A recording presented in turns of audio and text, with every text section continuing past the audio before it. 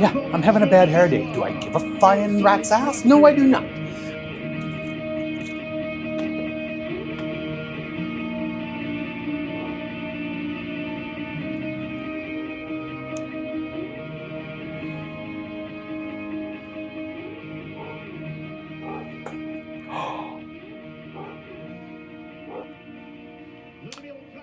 What's the plan?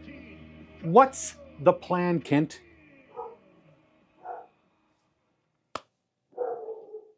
Are we really going to go with Jacob Fowler for a couple games? I love this kid. He's a gift to the organization thanks to you and your crew. But what's the plan, Kent? I wish I could be in your seat for an hour so you and I could have a talk. But instead I have the World Wide Web. But I want to know what the plan is. You've seen this team in action when they were healthy in October. You've seen that they couldn't compete with the bigger playoff teams in October. There was only a couple, but you've seen what they couldn't do. They beat the living snot out of all the bad teams, which is awesome. If your goal is to beat all the bad teams, get into the playoffs, and to get the living shit kicked out of you. I want teams to realize that when they step onto Montreal ice, that shock and pucking awe is going to be all over them in mass, en masse, not in mass, en masse.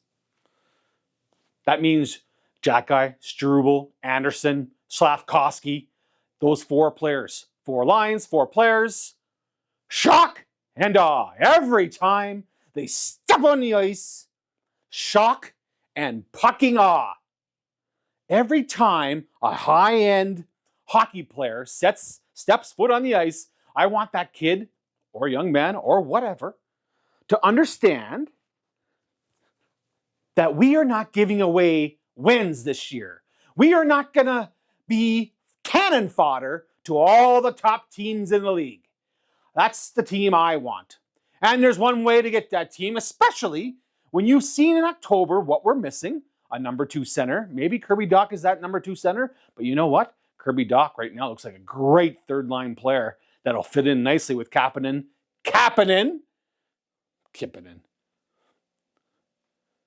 who could fit in nicely on that third line with whomever.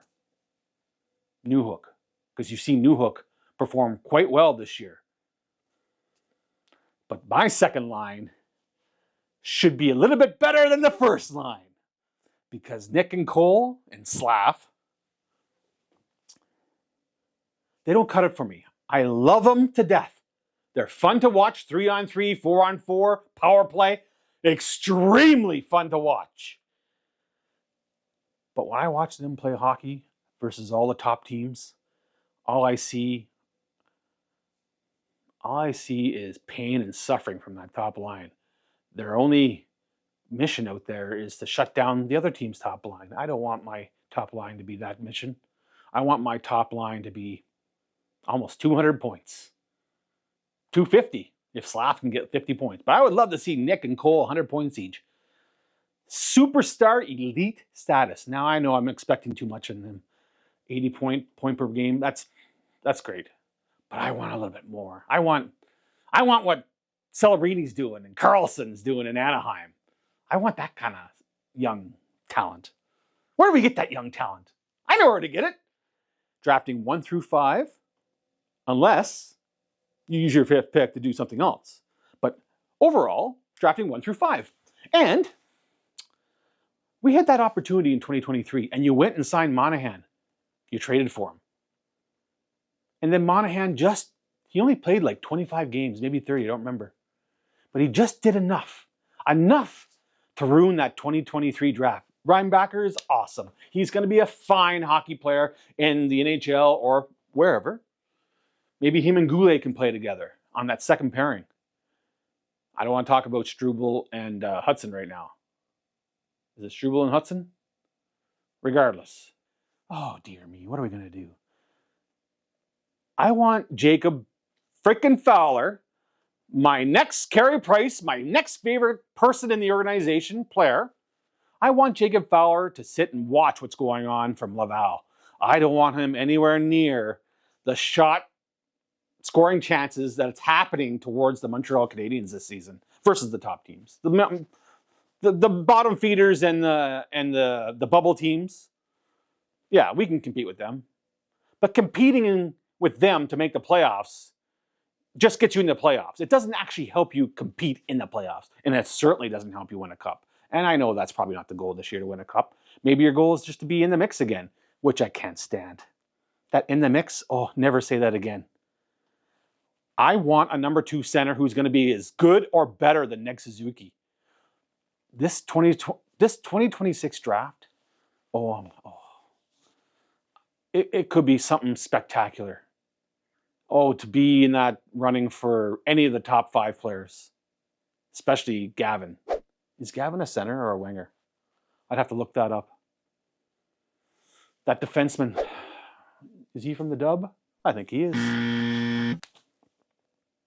I don't know what to say. Are we really going to bring Fowler up and have him steal games like Dobash did last year? What did that accomplish other than... What did that accomplish? Let's get into that. What did that accomplish last season? What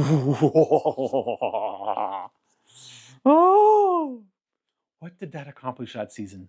By bringing Laine to the organization, trading for Carrier, and bringing up Dobash in December. What did that accomplish?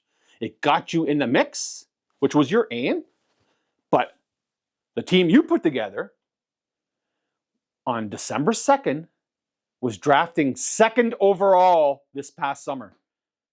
And I was like, yes! Come December, when all the fans are crying and just, please, Ken, do something, please. I was like, yes, we're going to get some more elite talent. We are going to stock the cupboards with talent. But then Laine came back, and he did just enough to move you from drafting 2nd overall to being a bubble team to, it's just, I'm like, to getting your asses handed to you by the Capitals. If that wasn't an eye-opener right there, I don't know what was. So, yeah, 2 December, you're drafting 2nd overall. At the trade deadline, I'm thinking we have all these players we need to push out of the organization because they're leaving anyway. And then Nick goes and tells you, oh, please don't trade them. I love them so much. Let's give them one more last chance at the cup. Oh, Nick, why? You were 2 points. 2 points. You were 2 points from the Boston Bruins. 2 points from the Boston Bruins, who drafted Jimmy Higgins. Oh, what was that, 7th overall? You were 2 points from the Boston Bruins at the trade deadline. If you had the team moved out all those players at the trade deadline for whatever, I don't care if they would have got anything for them. I just wanted our team to drop down into the top 5 of the draft, a lottery team. Because I knew we needed more talent. I didn't want to be in the mix. I want more talent. I want shock and awe. I want every team to fear this organization for a decade. But to do that, we need pain. So I wanted last season to be that pain. And you made all these moves to make the team better at the trade deadline. Like I said, you were 2 points away from the Bruins. You were 3 points away from the New York freaking Islanders. Imagine Scheffler winning that lottery. If just by fluke you get into that spot and you won the lottery. Losing culture, the fans and the media and the podcaster. Oh, we can't have the losing culture. Really?